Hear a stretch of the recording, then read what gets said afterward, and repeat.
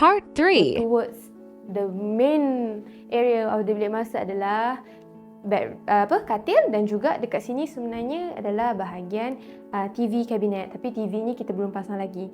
Dekat sini pun kita repeat balik the unsymmetrical dan juga building wainscoting daripada living area, dining area tadi, sebab kita nak make the mood is the same concept of the house. Dan juga TV console kita combine dengan bench kat sini. Sebab apa? Sebab dekat sini pun kita dapat full mirror daripada developer yang asal. So nak make use the space untuk elakkan rasa kurang selamat, kita buatkan bench supaya kita nampak direct ke bawah.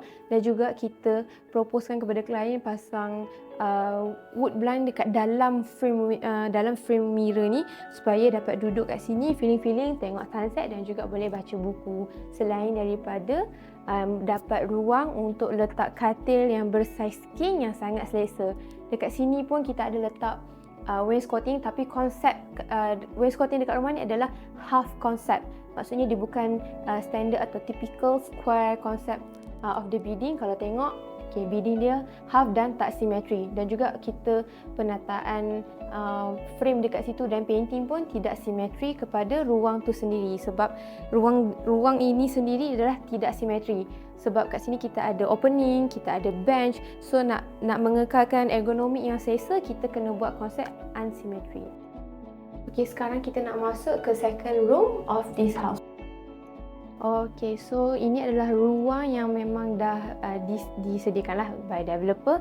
So apa yang kita buat design dan make use of adalah, bila masuk kita buatkan kat sini adalah dressing table, very practical dressing table, dan juga dapat full mirror juga dengan LED. Sebab apa? Sebab pencahayaan dekat rumah ni, kalau perasan existing lighting dia adalah sedikit cozy. So kita tambahkan LED supaya ruang tu nampak lebih terang lah, lebih terang. Ini adalah wardrobe yang telah kita sediakan mengikut ruang dan saiz. So kat sini kita muat macam mana kita buat of design, because the aircon is the existing point of this house again. So kita kena sesuaikan lah dengan structure asal rumah. So kita kat sini dapat 2 pintu wardrobe, dan kita buat ada chest drawer, boleh simpan storage kat sini.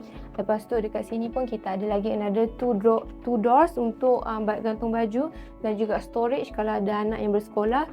Dan juga kat sini kita buatkan built-in side table. So satu side saja kita buat built-in, supaya ada another side you ada ruang dan boleh letakkan loose bedside table. Okay, macam kita cakap tadi, the challenging part is the rumah yang tak simetri. So sebab tu kita kenakan balik the space punya existing space dengan design kita.